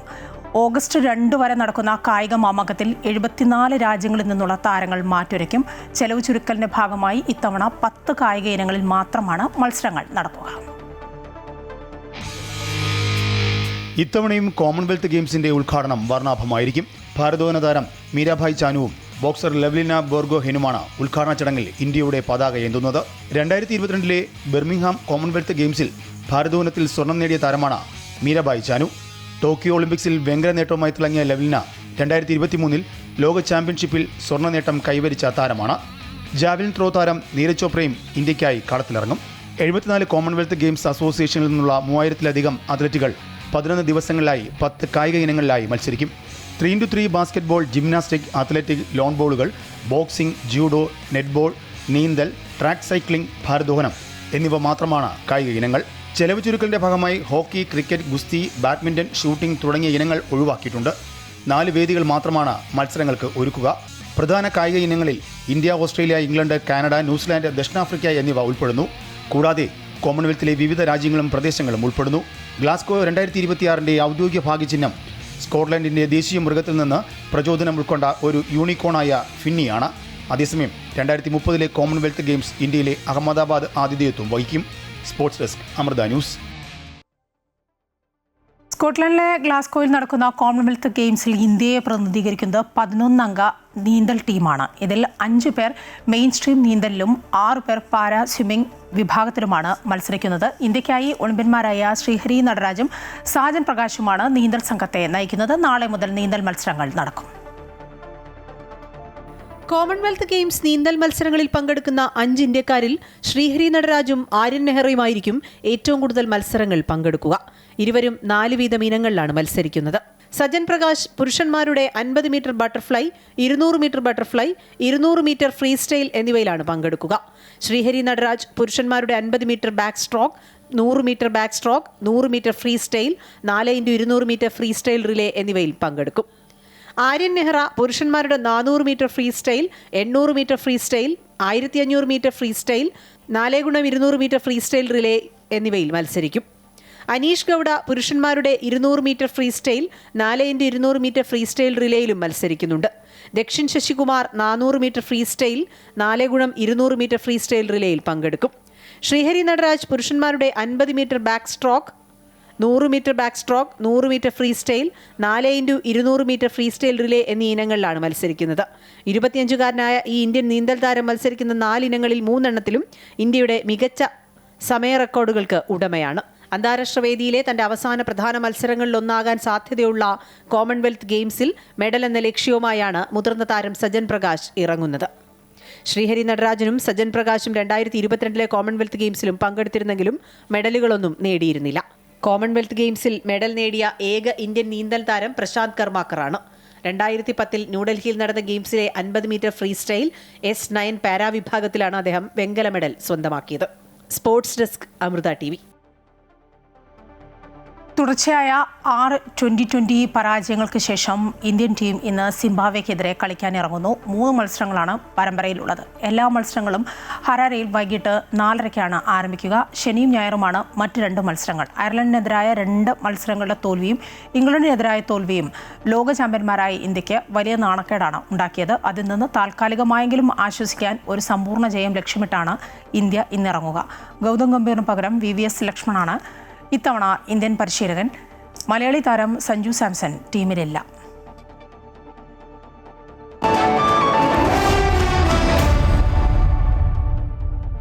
ധനകാര്യ ഓഹരി വിദഗ്ധൻ K. ദിലീപ് വിപണി വിലയിരുത്തുന്നു. ദിലീപ് പറയുന്നത് കേൾക്കാം. ഇന്ന് നഷ്ടത്തിലായിരിക്കും വ്യാപാരം തുടങ്ങുക. പശ്ചിമേഷ്യയിൽ നിന്നും മധ്യപൂർവ്വ ദേശങ്ങളിലേക്ക് സംഘർഷം വ്യാപിച്ചതോടെ ആഗോള വിപണികളിൽ ഉണ്ടായിട്ടുള്ള ഒരു വിൽപ്പനയുടെ പ്രതിഫലനമായിരുന്നു നമ്മുടെ വിപണിയിൽ ഇന്നലെ ഉണ്ടായത്. ഏഷ്യൻ വിപണികളിൽ സമ്മിശ്രമായിരുന്നു വ്യാപാരം അവസാനിപ്പിച്ചത്. എന്നാൽ യൂറോപ്യൻ വിപണികളിൽ നേട്ടത്തിൽ വ്യാപാരം അവസാനിച്ചെങ്കിൽ കൂടിയും US വിപണിയിൽ കാര്യമായ മാറ്റം ഉണ്ടായിട്ടില്ല. കമ്പനികളുടെ പ്രവർത്തന ഫലങ്ങളും വിപണിയെ സ്വാധീനിക്കുന്നുണ്ട്. മികച്ച പ്രവർത്തന ഫലങ്ങളായിരുന്നു ഇന്നലെ പുറത്തു വന്നിരുന്നെങ്കിൽ ക്രൂഡ് ഓയിൽ വിലയിൽ ഉണ്ടായിട്ടുള്ള വർധനവ് ആ ഒരു നേട്ടത്തെ ഇല്ലാതാക്കുന്നതായിരുന്നു. $95 മുകളിൽ ക്രൂഡ് ഓയിൽ വില എത്തിയത് വലിയൊരു ആശങ്ക ഉണ്ടാക്കിയിട്ടുണ്ട്. അതിൻ്റെ ഒരു വിൽപ്പന വിപണികളിൽ സജീവമായിരുന്നു. വിദേശ നിക്ഷേപ സ്ഥാപനങ്ങളും ആഭ്യന്തര നിക്ഷേപ സ്ഥാപനങ്ങളും ഇന്നലെ വിപണിയിൽ അറ്റ വിൽപ്പനയിലായിരുന്നു. വരും ദിവസങ്ങളിലും വിവിധ നിലപാടുകൾ വിപണിയെ സ്വാധീനിച്ചേക്കും. സാങ്കേതികമായി 23,800 എന്ന നിലവാരമാണ് ഇന്ന് മുൻനിര സൂചിയായ നിഫ്റ്റിക്ക് പ്രധാനം. ആ ഒരു നിലവാരത്തിന് മുകളിൽ നിലനിന്ന് വ്യാപാരം നടക്കുകയാണെങ്കിൽ വിപണിയുടെ അടുത്ത ദിവസങ്ങളിൽ നേരിയ നേട്ടത്തിൽ വ്യാപാരം പുരോഗമിക്കാനുള്ള സാധ്യതയുണ്ട്. 24,200 എന്നുള്ള നിലവാരം പ്രതിരോധ നിലവാരമായി പ്രവർത്തിക്കുകയും ചെയ്യും. ഈ 2 നിലവാരത്തിനും ഇടയിലുള്ള ഒരു നീക്കമായിരിക്കും ഇനി വിപണിയിൽ പ്രതീക്ഷിക്കുന്നതും. വലിയ തോതിലുള്ള കയറ്റിറക്കങ്ങളും വിപണിയിൽ പ്രതീക്ഷിക്കണം. ഇന്നലെയും വലിയ തോതിലുള്ള ഏറ്റക്കുറച്ചിൽ വിപണിയിൽ പ്രകടമായിരുന്നു. എന്നാൽ അവസാന ഒരു മണിക്കൂറിൽ ഒരു മികച്ച രീതിയിലൊരു നിക്ഷേപ താല്പര്യം ഉണ്ടാവുകയും കുറഞ്ഞ നിലവാരത്തിൽ ആളുകൾ നിക്ഷേപിക്കാൻ കാണിച്ചൊരു താല്പര്യം ആ ഒരു നേട്ടത്തിൻ്റെ വിൽപ്പനയുടെ ആധിക്യം നഷ്ടത്തിൻ്റെ ആധിക്യവും കുറയ്ക്കുന്ന രീതിയിൽ ഒരു മുന്നേറ്റം ഉണ്ടാവുകയും ചെയ്തു. ആ ഒരു മുന്നേറ്റം ഇന്ന് വിപണിയിൽ ഉണ്ടാവുകയാണെങ്കിൽ തീർച്ചയായും 24,000 എന്ന നിലവാരത്തിന് മുകളിൽ നിലനിന്ന് വ്യാപാരം നടക്കാൻ സഹായിക്കുകയും ചെയ്യും. എന്തായാലും ആശങ്കകൾ ഒഴിയുന്നില്ല. അതിൻ്റെ ഒരു വിപണിയിൽ അതിൻ്റെ ഒരു സ്വാധീനം ഉണ്ടാവുകയും ചെയ്യും. വരും ദിവസങ്ങളിലും ആ ഒരു രീതിയിലുള്ള നീക്കം വിപണിയിൽ പ്രതീക്ഷിച്ചാൽ മതി. ഇന്നെന്തായാലും നഷ്ടത്തിൽ തന്നെയായിരിക്കും വ്യാപാരം തുടങ്ങുക. മഴക്കുറവ് ഇത്തവണ ഓണവിപണിയെയും പ്രതികൂലമായി ബാധിക്കും. ജലസേചന സൗകര്യമില്ലാത്തത് മൂലം തമിഴ്നാട്ടിലെ തേനി, കമ്പം, മധുര ജില്ലകളിൽ പച്ചക്കറി കൃഷി പ്രതിസന്ധിയിലാണ്. കേരളത്തിൽ മഴ ശക്തമായില്ലെങ്കിൽ പച്ചക്കറി ഉൽപ്പാദനം വൻതോതിൽ കുറയുമെന്നാണ് കർഷകർ പറയുന്നത്. തമിഴ്നാട്ടിലെ കമ്പം, തേനി, മധുര, രാമനാഥപുരം തുടങ്ങിയ ജില്ലകളിൽ മുല്ലപ്പെരിയാർ വെള്ളം ഉപയോഗിച്ചാണ് കൃഷി. ഇത്തവണ കേരളത്തിലെ മഴക്കുറവ് മൂലം മുല്ലപ്പെരിയാറിൽ നിന്ന് കൃഷി ആവശ്യത്തിന് വെള്ളമെടുക്കാൻ കഴിയുന്നില്ല. മുല്ലപ്പെരിയാർ വെള്ളം സംഭരിക്കുന്ന വൈഗാ ഡാമിൽ 68 വർഷത്തിനിടയിലെ ഏറ്റവും കുറവ് ജലനിരപ്പാണ് ഇപ്പോൾ. പച്ചക്കറി കൃഷിക്കായി പലരും തയ്യാറെടുപ്പുകൾ നടത്തിയെങ്കിലും ജലസേചന സൗകര്യമില്ലാത്തതിനാൽ കൃഷി ഇറക്കാനായില്ല. 10 கிலோ விளையிறதுக்கு 5 கிலோ விளையுது. அதுக்கு தகுந்த சம்சாரி விலை கேட்பாங்களா? அதுதான் காரணம். உங்களுக்கு அதுக்காக நீங்கள் கஞ்சிக்கான கொடுக்க மாட்டாங்க தமிழ்நாட்டுக்காரங்கன்னு நினச்சிட வேண்டாம். அப்படி போட்டுருவேன். உங்களுக்கு உண்டு இங்கே உள்ள இது அங்கே வந்துடுறேன். உங்களுக்கு நீங்கள் எப்படி எங்களுக்கு கொடுக்குறீங்க அது மாதிரி கொடுத்துருவோம். ஆனால் பற்றாக்குறை கொஞ்சம் கம்மியாக இருக்கும். காசு ரேட்டு கூடும். കർക്കിടക മാസത്തിലും മഴ ശക്തമായിട്ടില്ല. എങ്കിലും വരും ദിവസങ്ങളിൽ കേരളത്തിൽ മഴ ശക്തമാകുമെന്ന പ്രതീക്ഷയിലാണ് തമിഴ് കർഷകർ. പെയ്യും എല്ലാം അത് நம்ம கைக்குள்ள இல்லை. எல்லாமே கடவுள் பார்த்து இயற்கை பார்த்து ஒத்துழைக்கணும். மனுஷனாக பார்த்து முடியாது. இயற்கை நல்லா இருக்கும்போது நல்லா இருக்கலாம். எப்படியும் ஒரு 15 வருஷத்துக்கு ஒரு வறட்சி வரத்தும் செய்யும். 15 வருஷத்துக்கு ஒரு வறட்சி. ഇതോടെ മോശமான വരൾച്ചെല്ലാം ഇരുந்துச்சு. കാലാവസ്ഥ അനുകൂലമായില്ലെങ്കിൽ തമിഴ്നാട്ടിലെ പച്ചക്കറി ഉൽപ്പാദനം ഗണ്യമായി കുറയും. ഓണവിപണിയിൽ പച്ചക്കറി വില കുതിച്ചുയരാനും ഇത് കാരണമാകും. ഓണമൊരുങ്ങാൻ പച്ചക്കറികൾക്കും പൂക്കൾക്കുമായി തമിഴ്നാടിനെ ആശ്രയിക്കുന്ന മലയാളി ഇത്തവണ ഇവയ്ക്കെല്ലാം തീവില കൊടുക്കേണ്ടി വരും. തമിഴ്നാട്ടിലെ തേനിയിൽ നിന്നും ക്യാമറമാൻ അഭിലാഷിനൊപ്പം MC ബോബൻ, അമൃത ന്യൂസ്. 20 രൂപയ്ക്ക് വയറു നിറയെ ഊണ് നൽകി ജനശ്രദ്ധ നേടിയ കുടുംബശ്രീയുടെ ജനകീയ ഹോട്ടലുകൾ പൂട്ടുവീഴുന്ന അവസ്ഥയിലാണ്. പത്തനംതിട്ട ജില്ലയിലെ 58 ഹോട്ടലുകളിൽ 38 എണ്ണവും ഇതിനോടകം അടച്ചുപൂട്ടിക്കഴിഞ്ഞു. സാധനങ്ങളുടെ വിലക്കയറ്റവും സർക്കാർ സബ്സിഡി നിർത്തിയതുമാണ് പദ്ധതിയെ തകർച്ചയിലാക്കിയത്. വനിതകളുടെ ജീവിതമാർഗം കൂടിയായ ഈ സംരംഭങ്ങളുടെ നിലവിലെ അവസ്ഥ ഒന്ന് കണ്ടുവരാം. വിശപ്പ് രഹിത കേരളം പദ്ധതിയുടെ ഭാഗമായാണ് 2019 കുടുംബശ്രീ മിഷന്റെ നേതൃത്വത്തിൽ സംസ്ഥാനത്തുടനീളം ജനകീയ ഹോട്ടലുകൾക്ക് തുടക്കമിടുന്നത്. കോവിഡ് മഹാമാരിയുടെ കറുത്ത നാളുകളിൽ വിശപ്പ് കറ്റാൻ ആയിരങ്ങൾക്ക് തണലായത് ഈ ഹോട്ടലുകളായിരുന്നു. ആരംഭകാലത്ത് ഒരു ഊണിന് 10 രൂപ നിരക്കിൽ സർക്കാർ സബ്സിഡി നൽകിയിരുന്നു. കൂടാതെ പ്രാരംഭ ചെലവുകൾക്കായി 50,000 രൂപയും ബ്ലോക്ക് ജില്ലാ പഞ്ചായത്തുകളിൽ നിന്ന് റിവോൾവിംഗ് ഫണ്ടും ലഭ്യമാക്കി. എന്നാൽ ഇടക്കാലത്ത് സബ്സിഡി പൂർണ്ണമായും നിർത്തലാക്കിയതോടെ കാര്യങ്ങൾ തകിടം മറിഞ്ഞു. 50 രൂപയ്ക്കാണ് നമ്മൾ ഊണ് കൊടുത്തുകൊണ്ടിരിക്കുന്നത്. സാമ്പാർ, തോരന്, അങ്ങനെ മറ്റുള്ള അച്ചാറ്, ഒരു തൊടുകറി എന്തെങ്കിലും വെച്ച് ചോറ് കൊടുക്കുന്നത് 50 രൂപ മേടിക്കും. മീനുണ്ടെങ്കിൽ 70 രൂപ, അതിൽ കൂടുതൽ മേടിച്ചിട്ട്. ചായ കൊടുക്കുന്നതിൻ്റെ അല്ലാതെ നമുക്ക് ഫണ്ടുകളൊന്നും അങ്ങനെ തരുന്നില്ല. കുടുംബശ്രീയുടെ സഹായം തുടക്കത്തിലുണ്ടായിരുന്നു. ഊണ് അങ്ങനെ കൂടുതൽ പോകുന്നില്ല. എല്ലാവരും ഹോസ്റ്റലിൽ നിന്നൊക്കെ വരുന്ന ഉദ്യോഗസ്ഥർ. ഊണിന്റെ വില 20-ൽ നിന്ന് 30-ലേക്കും 50-ലേക്കും ഉയർത്തിയെങ്കിലും പച്ചക്കറികളുടെയും നിത്യോപയോഗ സാധനങ്ങളുടെയും വിലക്കയറ്റം താങ്ങാൻ കഴിയുന്നില്ല. തദ്ദേശ സ്ഥാപനങ്ങൾ വഹിക്കേണ്ട കെട്ടിട വാടക, വെള്ളം, വൈദ്യുതി ചാർജ് എന്നിവ പലയിടത്തും കൃത്യമായി ലഭിക്കാതായതും തിരിച്ചടിയായി. പഞ്ചായത്ത് വാടക കൊടുക്കുന്ന ഇപ്പോൾ 1 വർഷക്കാലം കൊണ്ട് ആരും വാടക കൊടുക്കുന്നില്ല. നമ്മൾ ഓർഡറൊക്കെ പിടിച്ചിങ്ങനെ നിന്ന് പോവാ പറ്റത്തില്ല. നമ്മൾ കല്യാണസ്ഥിതിയൊക്കെ ചെയ്യുന്നുണ്ട്. ഓർഡർ അങ്ങനെ ചെയ്യുന്നത് കൊണ്ട് നമ്മൾ ഇതായിപ്പോന്നേ, അല്ലെങ്കിൽ പ്രയോജനമില്ലതുകൊണ്ട്. കുടുംബശ്രീ പ്രവർത്തകർക്ക് മെച്ചപ്പെട്ട ജീവിതമാർഗമാകേണ്ടിയിരുന്ന പ്രസ്ഥാനം കടക്കിണിയിലായതോടെ മറ്റു പണികൾ തേടിപ്പോകേണ്ട ഗതികേടിലാണ് ഇന്ന് ഈ വനിതകൾ. കാര്യം ഇങ്ങനെയൊക്കെയാണെങ്കിലും കുറഞ്ഞ വിലയ്ക്ക് നല്ല ഭക്ഷണം നൽകാൻ ജനകീയ ഹോട്ടലുകൾ നടത്തുന്ന വീട്ടമ്മമാർ ഇപ്പോഴും ശ്രദ്ധിക്കാറുണ്ട്. 20 രൂപയൊക്കെ മാറി. 20 രൂപയ്ക്കൊന്നും ഇപ്പോൾ കൊടുക്കാൻ പറ്റത്തില്ലല്ലോ. ഇപ്പോഴത്തെ സാഹചര്യത്തിൽ അവർ ജീവിക്കാൻ വേണ്ടിയല്ലേ. കുഴപ്പമില്ല, ആളുകൾക്ക് അഫോർഡബിൾ ആയിട്ടുള്ള ഒരു റേറ്റിൽ നല്ല ഭക്ഷണം സാധാരണപ്പെട്ട ആളുകൾക്ക് ഏറ്റവും ഉപകരിക്കുന്ന ഒരു സംവിധാനമാണ്. ഇതിന് സർക്കാരിൽ നിന്ന് വേണ്ടുന്ന ആനുകൂല്യങ്ങളൊക്കെ കൊടുക്കേണ്ടത് തന്നെയാണ്. എല്ലാവിധ സപ്പോർട്ടുകളും ഇതുപോലുള്ള ജനകീയ ഹോട്ടലുകൾക്ക് വളരെ അത്യാവശ്യമായി കൊടുക്കേണ്ടതാണ്. എൻ്റെ പേര് സന്തോഷ്. ഞാൻ ഇവിടെ വടക്കെടുത്ത് അക്ഷയ കേന്ദ്രം നടത്തുന്നു. കോവിഡ് കാലത്ത് നാടിന് താങ്ങും തണലുമായ സാധാരണക്കാരന്റെ വിശപ്പടക്കിയ ജനകീയ ഹോട്ടലുകൾ ഇന്ന് അടച്ചുപൂട്ടലിന്റെ വക്കുവിലാണ്. കൃത്യമായ സബ്സിഡി പുനഃസ്ഥാപിക്കുകയും തദ്ദേശ സ്ഥാപനങ്ങളുടെ പിന്തുണ ഉറപ്പാക്കുകയും ചെയ്തില്ലെങ്കിൽ അവശേഷിക്കുന്നവ കൂടി നാമാവശേഷമാകും. ക്യാമറമാൻ രതീഷ് മൺബിശ്ശേലിനൊപ്പം കണ്ണൻ ദേവ്, അമൃത ന്യൂസ്, പത്തനംതിട്ട. ജീവൻ നഷ്ടമായ ശേഷവും 5 പേർക്ക് പുതുജീവന്റെ പ്രതീക്ഷയായി മാറുകയാണ് കൊല്ലം കോർപ്പറേഷൻ കൗൺസിലറും വിദ്യാഭ്യാസ കായിക സ്റ്റാൻഡിംഗ് കമ്മിറ്റി ചെയർമാനുമായ ബി അജിത് കുമാർ. സ്ട്രോക്കിനെ തുടർന്ന് മസ്തിഷ്ക മരണം സ്ഥിരീകരിച്ചതിന് പിന്നാലെ കുടുംബത്തിന്റെ സമ്മതത്തോടെ അദ്ദേഹത്തിന്റെ 5 അവയവങ്ങൾ വിവിധ ആശുപത്രികളിലെ രോഗികൾക്ക് ദാനം ചെയ്തു. ജനസേവന രംഗത്ത് സജീവമായിരിക്കെ ജീവൻ നഷ്ടമായ അജിത് കുമാറിന്റെ അവയവദാനം മരണാനന്തര അവയവദാനത്തിന്റെ മഹത്തായ സന്ദേശമാണ് സമൂഹത്തിന് പകർന്നു നൽകുന്നത്. കൊല്ലം കോർപ്പറേഷൻ കൗൺസിലറും വിദ്യാഭ്യാസ കായിക സ്റ്റാൻഡിംഗ് കമ്മിറ്റി ചെയർമാനുമായ ബി അജിത് കുമാറിന് തലച്ചോറിലെ രക്തസ്രാവത്തെ തുടർന്ന് മസ്തിഷ്ക മരണം സ്ഥിരീകരിച്ചതോടെയാണ് കുടുംബം അവയവദാനത്തിന് സമ്മതമറിയിച്ചത്. കൊല്ലം ട്രാവൻകൂർ മെഡിക്കൽ കോളേജ് ആശുപത്രിയിൽ നിന്നും ഒരു വൃക്കയും കരളും പ്രത്യേക ഗ്രീൻ കോറിഡോർ ഒരുക്കി റോഡ് മാർഗം തിരുവനന്തപുരത്തേക്ക് എത്തിച്ചു. കരൾ തിരുവനന്തപുരം കിംസ് ആശുപത്രിയിലും ഒരു വൃക്ക തിരുവനന്തപുരം മെഡിക്കൽ കോളേജ് ആശുപത്രിയിലും എത്തിച്ച് അവയവമാറ്റ ശസ്ത്രക്രിയയ്ക്കായി കൈമാറി. രണ്ടാമത്തെ വൃക്ക കൊല്ലം ട്രാവൻകൂർ മെഡിക്കൽ കോളേജിൽ ചികിത്സയിലുള്ള 37-കാരിക്കും നൽകും. കരൾ തിരുവനന്തപുരം കിംസ് ആശുപത്രിയിലെ ചികിത്സയിലുള്ള 68-കാരന് നൽകും. നേത്രപടലങ്ങൾ തിരുവനന്തപുരം റീജിയണൽ ഇൻസ്റ്റിറ്റ്യൂട്ട് ഓഫ് ഒഫ്താൽമോളജിയിലേക്കും കൈമാറി. ഞായറാഴ്ച രാവിലെ സ്ട്രോക്ക് സംഭവിച്ചതിനെ തുടർന്ന് അജിത് കുമാറിനെ കൊല്ലം ട്രാവൻകൂർ മെഡിക്കൽ കോളേജ് ആശുപത്രിയിൽ പ്രവേശിപ്പിക്കുകയായിരുന്നു. തീവ്രപരിചരണ വിഭാഗത്തിൽ ചികിത്സയിലിരിക്കെയാണ് മസ്തിഷ്ക മരണം സ്ഥിരീകരിച്ചത്. തുടർന്ന് കുടുംബം അവയവദാനത്തിന് സന്നദ്ധത അറിയിക്കുകയായിരുന്നു. മേയർ AK ഹഫീസ് ഉൾപ്പെടെ കൊല്ലം കോർപ്പറേഷനിലെ കൗൺസിലർമാർ ആശുപത്രിയിലെത്തി അന്തിമോപചാരം അർപ്പിച്ചു.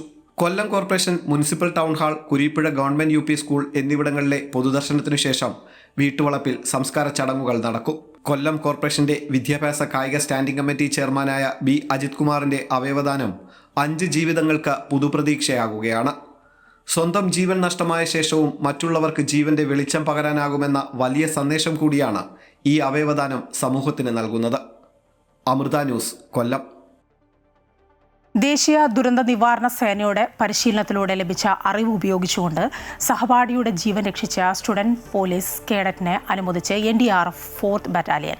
കാസർഗോഡ് കാഞ്ഞങ്ങാട് ദുർഗ ഹയർ സെക്കൻഡറി സ്കൂളിലെ 10ാം ക്ലാസ് വിദ്യാർത്ഥി മുഹമ്മദ് സാഹലിനെയാണ് NDRF അനുമോദിച്ചത്. ഭക്ഷണം തൊണ്ടയിൽ കുടുങ്ങി ശ്വാസ തടസ്സം നേരിട്ട സഹപാഠിയുടെ ജീവൻ രക്ഷിക്കുകയായിരുന്നു മുഹമ്മദ് സാഹൽ.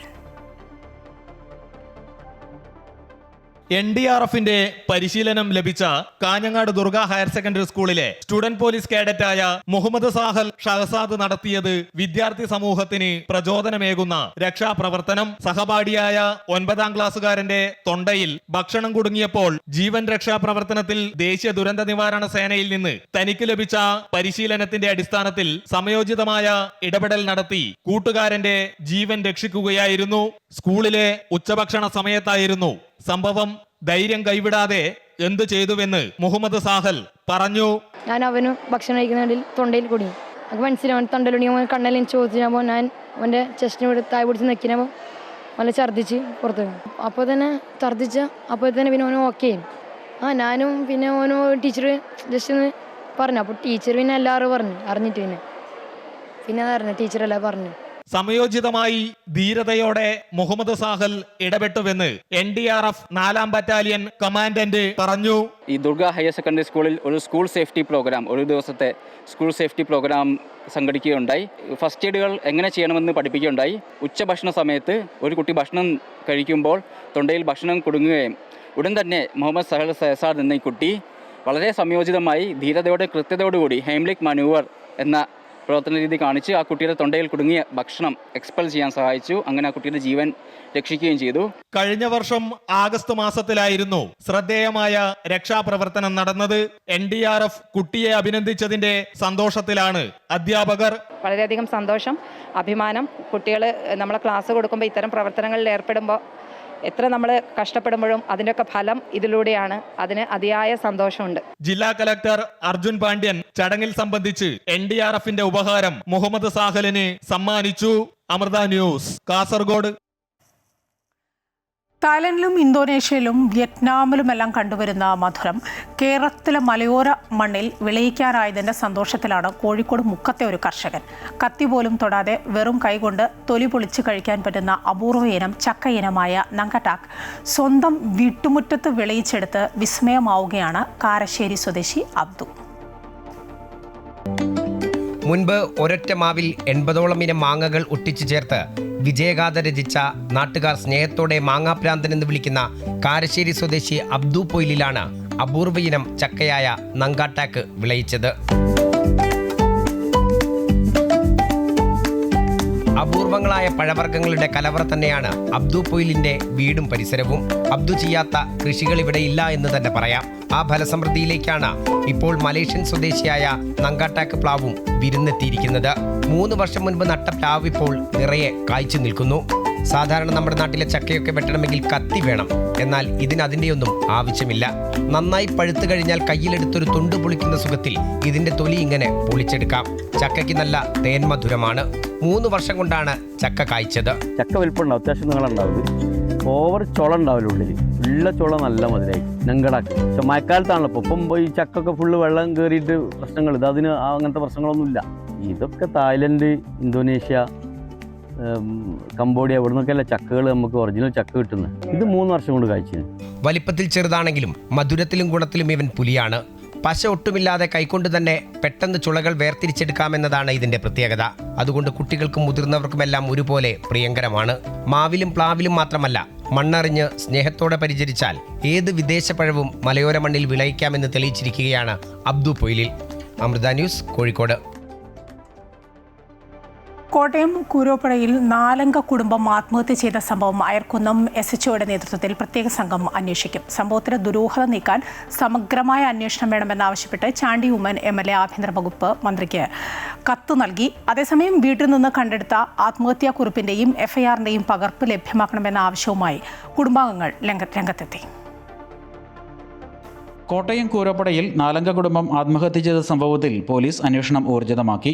കേസ് അന്വേഷിക്കുന്നതിനായി അയർക്കുന്നം SHOയുടെ നേതൃത്വത്തിൽ പ്രത്യേക സംഘം രൂപീകരിച്ചു. കുടുംബാംഗങ്ങളുടെ മരണമൊഴികളും സാമ്പത്തിക ഇടപാടുകളും കേന്ദ്രീകരിച്ചാണ് അന്വേഷണം. വിഷം ഉള്ളിൽ ചെന്ന് മെഡിക്കൽ കോളേജ് ആശുപത്രിയിൽ ചികിത്സയിലായിരുന്ന കുടുംബത്തിലെ അലൻ തോമസ് ചൊവ്വാഴ്ചയും അമ്മ ജോസ്ന തോമസ്, അലൻ്റെ സഹോദരി മരിയ തെരേസ തോമസ് എന്നിവർ ശനിയാഴ്ചയും പിതാവ് തോമസ് എബ്രഹാം ഞായറാഴ്ചയുമാണ് മരിച്ചത്. തോമസ്, ജോസ്ന, മരിയ എന്നിവരുടെ മരണമൊഴികൾ മജിസ്ട്രേറ്റ് രേഖപ്പെടുത്തിയിരുന്നു. എന്നാൽ ഈ മൊഴികളിൽ വൈരുദ്ധ്യമുണ്ടെന്നാണ് സൂചന. ഇതിനിടെ 4-അംഗ കുടുംബത്തിൻ്റെ ആത്മഹത്യയുമായി ബന്ധപ്പെട്ട ദുരൂഹത നീക്കാൻ സമഗ്രമായ അന്വേഷണം വേണമെന്നാവശ്യപ്പെട്ട് ചാണ്ടിയുമ്മൻ MLA ആഭ്യന്തര വകുപ്പ് മന്ത്രി രമേശ് ചെന്നിത്തലയ്ക്ക് കത്ത് നൽകി. DYSP റാങ്കിൽ കുറയാത്ത ഉദ്യോഗസ്ഥനെയോ ക്രൈംബ്രാഞ്ചിനെയോ അന്വേഷണം ഏൽപ്പിക്കണമെന്ന് ചാണ്ടിയുമ്മൻ ആവശ്യപ്പെട്ടു. കേസ് ക്രൈംബ്രാഞ്ചിനെ ഏൽപ്പിക്കണമെന്ന് കൂരോപ്പട മണ്ഡലം കോൺഗ്രസ് കമ്മിറ്റിയും ആവശ്യപ്പെട്ടു. പോലീസ് വീട്ടിൽ നിന്നും കണ്ടെടുത്ത ആത്മഹത്യാക്കുറിപ്പിൻ്റെയും FIRൻ്റെയും പകർപ്പ് ലഭ്യമാക്കണമെന്ന ആവശ്യവുമായി മരിച്ച തോമസിൻ്റെ ബന്ധുക്കൾ രംഗത്തെത്തി. FIRൻ്റെ പകർപ്പ് ബന്ധുക്കൾക്ക് കൈമാറിയെങ്കിലും ആത്മഹത്യാക്കുറിപ്പും മരണമൊഴിയും അന്വേഷണത്തിൻ്റെ ഭാഗമായതിനാൽ ഇപ്പോൾ കൈമാറാനാകില്ലെന്ന നിലപാടിലാണ് പോലീസ്. അമൃത ന്യൂസ്, കോട്ടയം. കോതമംഗലത്ത് തട്ടേക്കാട് പക്ഷിസങ്കേതത്തിന് സമീപത്തെ വിശാലമായ പുൽത്തകിടിക്ക് മഴക്കാലത്ത് പ്രത്യേക സൗന്ദര്യമാണ്. ഭൂതത്താൻകെട്ട് ഡാമിൻ്റെ ഈ പ്രദേശം മിനി സ്വിറ്റ്സർലാൻഡ് എന്നാണ് അറിയപ്പെടുന്നത്. സമൂഹ മാധ്യമങ്ങളിലൂടെ കേട്ടറിഞ്ഞ് വാരാന്ത്യങ്ങളിൽ നിറയെ സഞ്ചാരികളാണ് ഇവിടെ വരുന്നത്.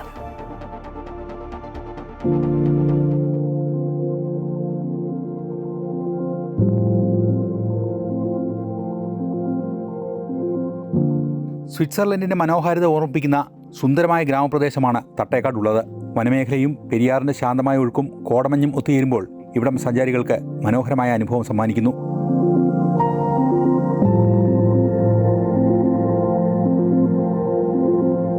ഭൂതത്താൻകെട്ട് ഡാമിൻ്റെ റിസർവോയറിൻ്റെ ഭാഗമായ ഈ പ്രദേശം ഡാമിൻ്റെ ഷട്ടറുകൾ തുറന്നതോടെയാണ് അതിമനോഹരമായ പുൽമേടായി മാറിയത്. വിശാലമായി പരന്നു കിടക്കുന്ന പച്ചപ്പും അതിലൂടെ ഒഴുകുന്ന ചെറിയ അരുവികളും കോടമഞ്ഞ് പുതച്ച മലനിരയും യാത്രക്കാരെ ഇങ്ങോട്ട് ആകർഷിക്കുന്നു. ശരിക്കും ഞങ്ങൾ തട്ടേക്കാട് പക്ഷി സങ്കേതം കാണാൻ വന്നതാണ്. അവിടുത്തെ ഉദ്യോഗസ്ഥരാണ് ഇങ്ങനെയുള്ള സ്ഥലത്തെക്കുറിച്ച് ഞങ്ങളുടെ അടുത്ത് പറഞ്ഞത്. ഒരു മിനി സ്വിറ്റ്സർലാൻഡ് എന്ന് പറയുന്ന പേര് അനർത്ഥമാക്കുന്ന പോലെ തന്നെ വളരെ ബ്യൂട്ടിഫുൾ ആയിട്ടുള്ളൊരു സ്ഥലമാണ്. ഫോട്ടോ എടുക്കാനും ചെറിയ വെള്ളച്ചാട്ടവും അരുവിയൊക്കെ പോലെ വളരെ മനോഹരമായിട്ടുള്ള സ്ഥലമാണ്. തട്ടേക്കാട് പക്ഷി സങ്കേതം കാണുന്ന ആളുകൾ ഇതും കൂടെ കണ്ടാലാണ് ഈ ഭൂമിശാസ്ത്രപരമായിട്ട് നോക്കുമ്പോൾ അത് കറക്റ്റ് ആവുള്ളൂ എന്ന് ഞാൻ പറയും. എക്കോ ടൂറിസത്തിന് സാധ്യതയുള്ള പ്രദേശമാണിതെന്നും സന്ദർശകർ മാലിന്യം വലിച്ചെറിയാതെ പരിസ്ഥിതിക്ക് ദോഷം വരുത്താതെ പ്രകൃതി സൗന്ദര്യം സംരക്ഷിക്കണമെന്നും നാട്ടുകാർ അഭ്യർത്ഥിക്കുന്നു. ഇത് നല്ലൊരു സാധ്യതയുള്ള സ്ഥലമാണ്. അനേകം ആൾക്കാർ വരുന്നുണ്ട്. നമ്മളിതിനകത്ത് ശ്രദ്ധിക്കേണ്ട ഒരു കാര്യം വെച്ചിട്ടുണ്ടെങ്കിൽ ഇത് ശരിക്കും എക്കോ ടൂറിസം പോലെ അതിമനോഹരമായി ഇതിനെ പരിപാലിക്കാൻ നമ്മൾ ഓരോരുത്തരും ശ്രദ്ധിക്കണം. മാത്രമല്ല ഇവിടുത്തെ പുല്ലുകളും പുൽമേടുകളും എല്ലാം നശിക്കാനോ അല്ലെങ്കിൽ അതിനൊരു കേടുപാട് പറ്റുന്ന പ്രവൃത്തികളോ ഒന്നും നമ്മൾ മാനുഷികമായി ചെയ്യരുത്.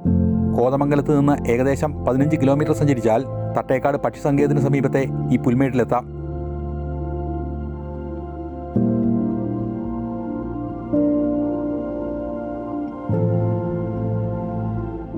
പ്രകൃതി സ്നേഹികളുടെയും ഫോട്ടോഗ്രാഫി പ്രേമികളുടെയും പ്രധാന ആകർഷണമായി മാറിയ ഈ പ്രദേശത്ത് പ്രാഥമിക ആവശ്യങ്ങൾക്കുള്ള ചില അടിസ്ഥാന സൗകര്യങ്ങൾ കൂടി ഒരുക്കേണ്ട ആവശ്യകതകളുണ്ട്. Amrita news, Kochi. Good morning Keralam പൂർണ്ണമാവുകയാണ്. ഒട്ടേറെ വാർത്തകൾ വരുന്ന പ്രതീക്ഷിക്കുന്ന മണിക്കൂറുകളാണ് ഇനി അങ്ങോട്ട് ഉള്ളത്. എല്ലാ വിവരങ്ങളും പ്രേക്ഷകരിലേക്ക് എത്തിക്കും. എല്ലാം അറിയാം. ഞങ്ങളുടെ യൂട്യൂബ് ചാനൽ സന്ദർശിക്കുക. നമസ്കാരം.